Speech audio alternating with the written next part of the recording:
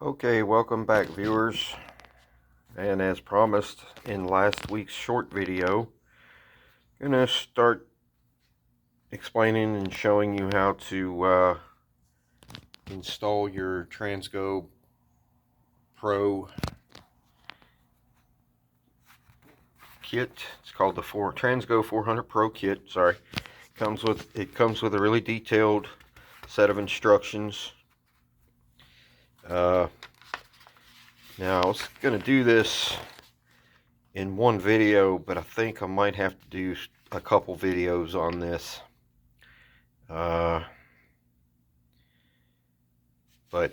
some of the wording in these instructions may throw some of you off, so I'll just lightly touch that.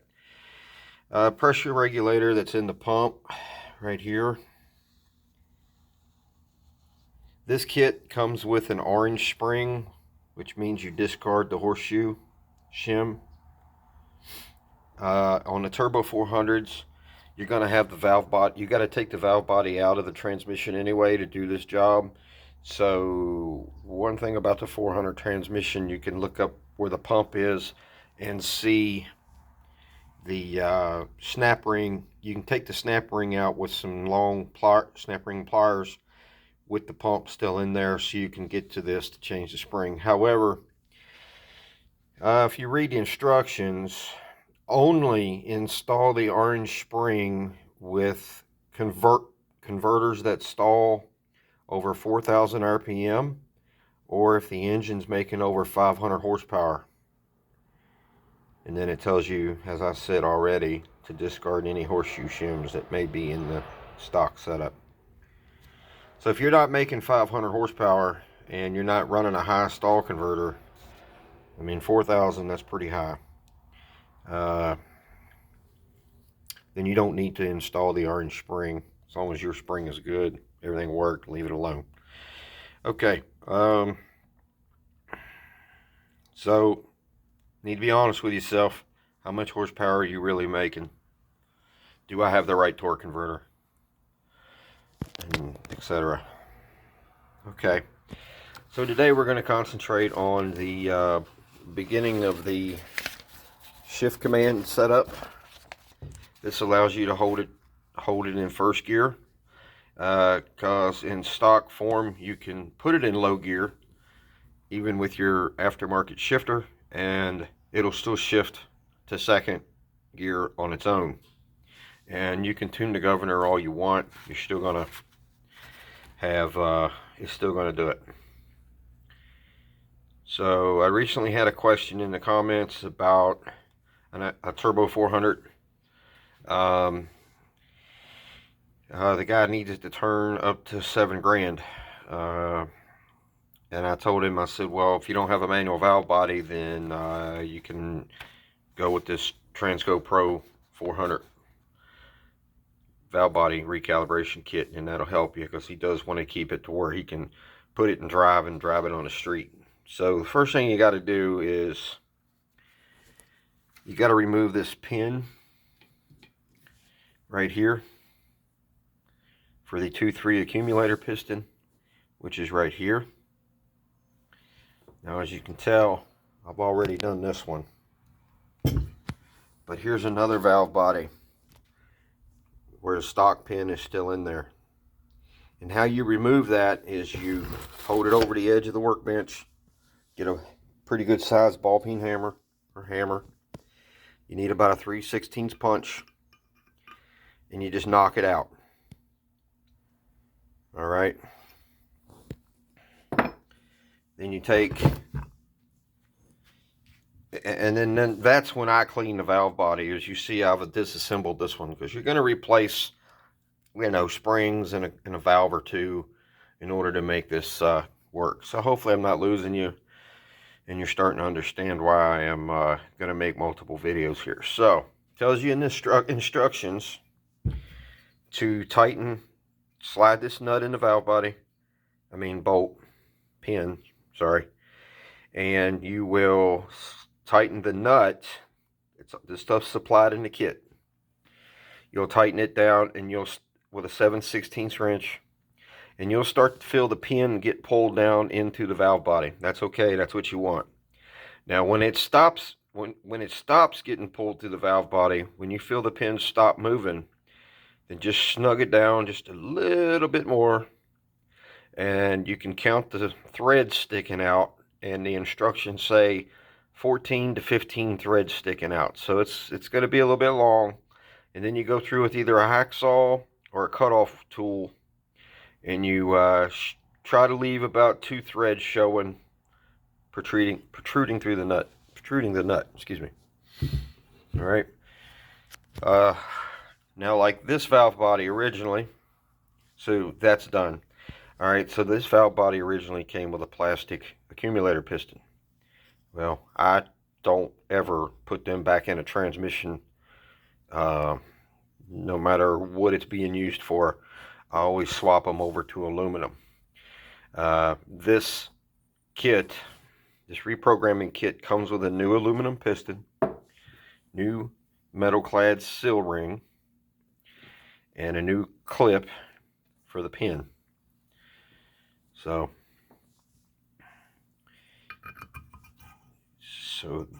this is to help your 2-3 shifts become firmer, and you'll get a new spring. Your new spring comes, the orange spring. Like I said, everything's in the instructions. Comes together. Put your seal ring on here. Now I'm going to try to set this up so I can show you guys the proper way to install the sealing ring to the aluminum piston. Never mind the mess on the workbench. This is a busy shop. So, okay, so there we are. Now if you look at the edge of the piston, it's beveled. To aid you into installing the metal clad sealing ring. See how easy that was?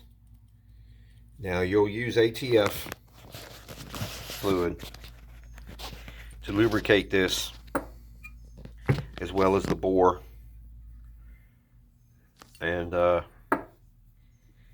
now you'll need a pretty good sized bench vise, because once you try to compress this all the way down in there, you see that pin's got to come, this piston's got to go all the way down so that the pin can protrude enough so you can get the new E-clip in the groove. Now there's other ways to make this transmission shift, you know, but a lot of people don't know much about these transmissions, and this is pretty much an easy kit to install for those that don't understand, you know, a whole lot. So I don't know how to say it. Now also the kit comes with a plug, shows in the instructions. Flip the valve body over. You're gonna install this plug right here in this hole right there, and you just, it's rounded on one side. Okay, hold on, trying to get it set up here with one hand.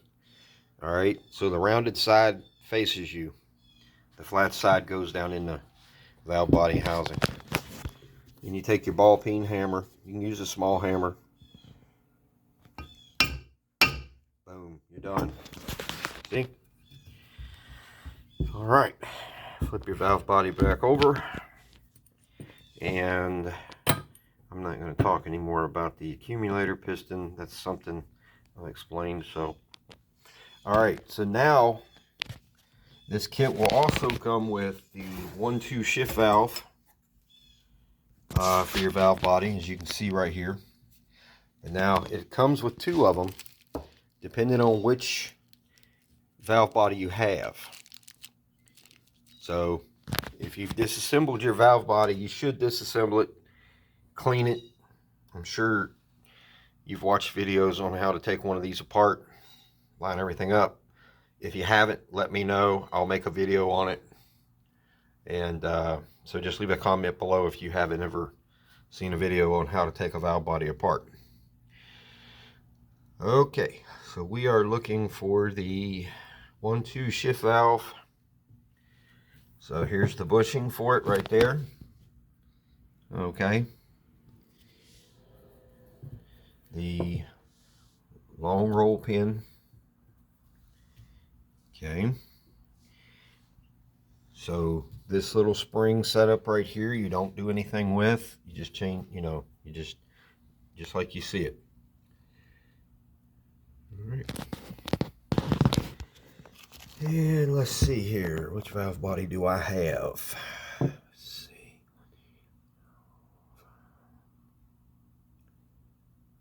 Okay, so it looks like I need this shift valve for this valve body. Okay. Like I said, there's two different sizes. I only unwrapped one because I had a pretty good idea that this is the one I needed. And you just follow the instructions. Now, the directions only show you what they want you to do to accomplish what you're looking for. Alright, so we're 11 minutes into this video. If you have any questions, just leave them down in the comments, or don't hesitate to stop the video, rewind it, play it again. I try not to jump around on this too much, but I'm used to just doing the job and, you know, not necessarily stopping and teaching the job, you know. So anyway, hopefully this will help, but stay tuned for part 2. All right, thanks for watching. Subscribe to the channel, click that notification bell so you'll know when I post the second part of this video. Okay, thanks.